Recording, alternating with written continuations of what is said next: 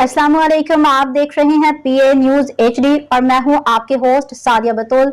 शामिल करते हैं आज की अहम खबरें। बल्दियाती इंतखाबात के हवाले से अहम पेशरफ्त हुई है। सूबे में नई बल्दियाती निजाम का ड्राफ्ट तैयार कर लिया गया, जिसे बजट इजलास के फौरन बाद जुलाई में होने वाले पंजाब असम्बली के आइंदा इजलास में मंजूर कराया जाएगा।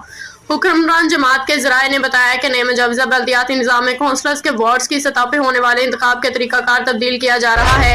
अब नए निजाम के तहत कौंसलर पूरी यूनियन काउंसिल से इंतखाब लड़ेंगे। यूनियन काउंसिल के चेयरमैन, वाइस चेयरमैन के इंतखाब का तरीकाकार भी तब्दील किया जा रहा है। अब इसके बराह रास्त इंतखाबात नहीं होंगे, बल्कि यूनियन काउंसिल के चेयरमैन, वाइस चेयरमैन का इंतखाब काउंसलर किया करेंगे। दूसरी जानिब हुकूमत पंजाब ने आइंदा माली साल के बजट में 5 अरब रुपए बल्दियाती इंतखाबात के लिए मुख्तस कर दिए हैं। पहले मरहले में बजट मंजूरी के बाद बल्दियाती एक्ट 2025 पंजाब असम्बली से मंजूर कराया जाएगा।